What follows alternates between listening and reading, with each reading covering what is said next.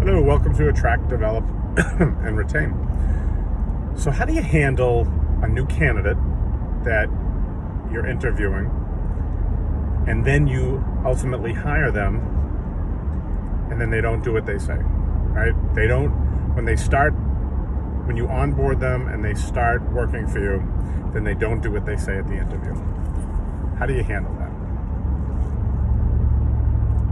What process do you have to hold people accountable? So this problem, actually, we got to start back a little bit.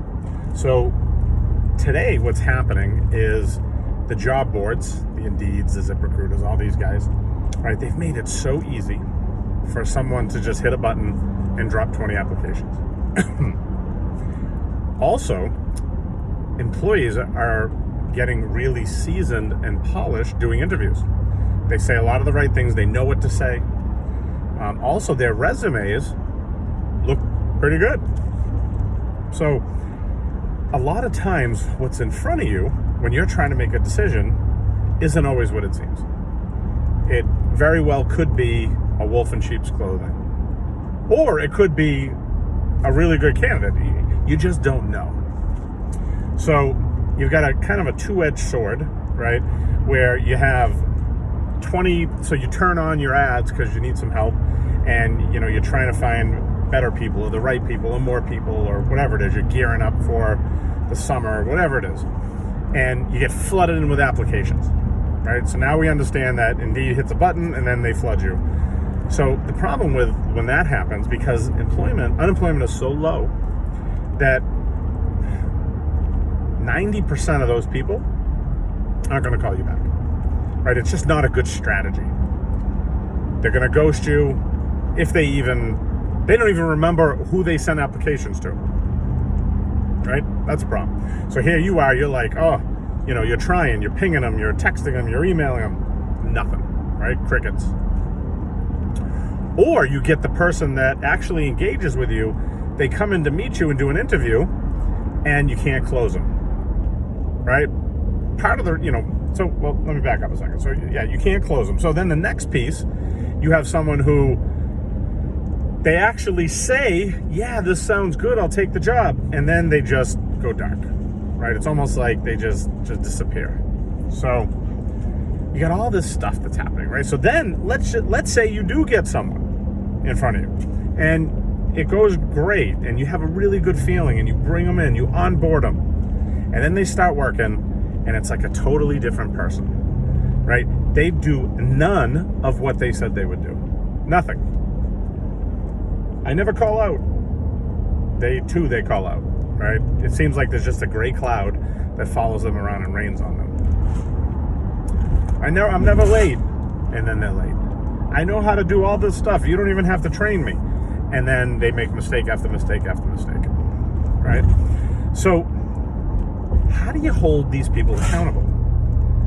Now, what's happening as well in the interview process is people are coming in and they're demanding, right?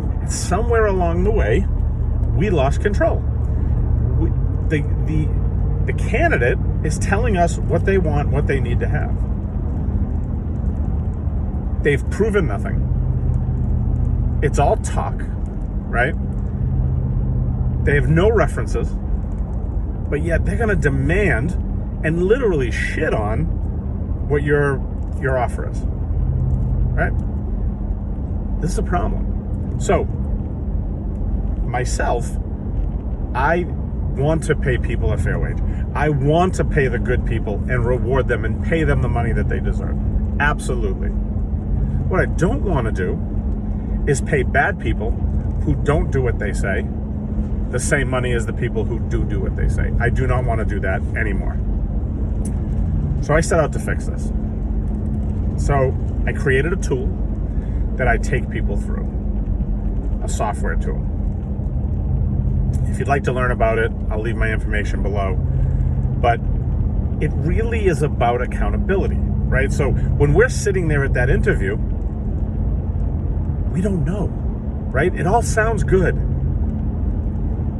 right? It's like dating, right? We don't just come out of the gate and get married, right? You got to date a little while. So why can't we do that process today in our restaurants, in our businesses?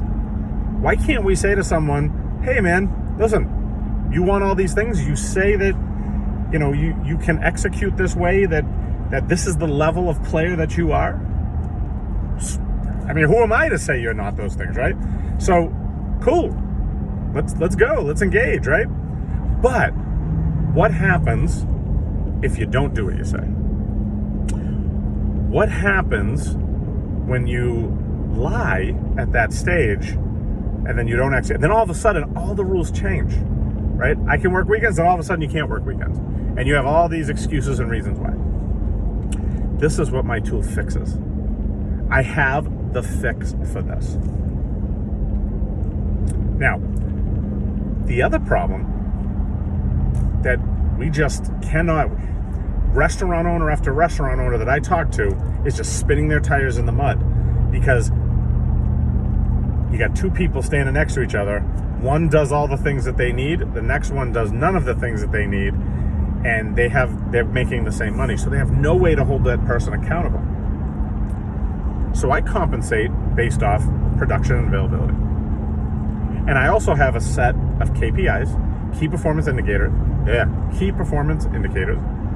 that I use to hold people accountable. Listen, essentially what I'm telling people is I'm paying you to do your job. But that's the problem. People don't do their job. I'm paying people to be consistent. But that's the problem. People aren't consistent. Right? I'm paying them to put their underwear on before their pants. I don't want to know if people don't put underwear on before their pants, but really we're trying to get people to just do what they say they're going to do. Right? To be authentic, to have integrity. Man. So, I want to tell you a story about a girl that I brought through this process last week, and she started out of the gate great. She went through the process. She started the conversation with, I need to make this much money. And I said, well, let's go through the process and see where you land. Then we'll talk about it. So she went through the process. She actually landed with more money than she made at her other job. But then, when I sent her the offer letter, she didn't sign it. Why? I gave her everything she wanted, more than what she asked for. Why didn't she sign it? Because what happened was she got exposed. When she went through the process, she said to herself, shit, I don't know if I can be consistent. I don't know if I can do the things that this guy's asking me. This guy's going to hold me accountable. He's telling me that if I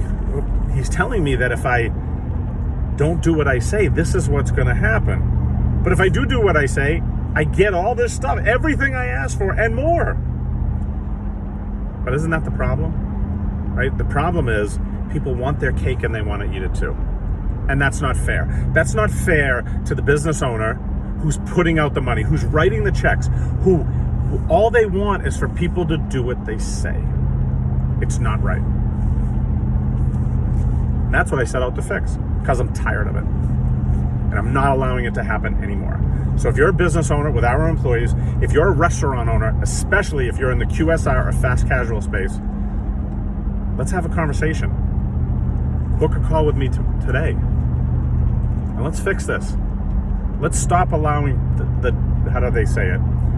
Let's stop allowing the tail to wag the dog, right? The dog should wag the tail. And listen, what I found in the last 2 years is that the players love this, right? The players say, finally, someone holds the shitheads accountable. Finally, someone says when someone doesn't do what they say and they call in and they're late and they break all the rules. Finally, someone says, hey, we got a problem. You're not doing what you say. So, ciao for now, and happy Mother's Day to all the moms out there.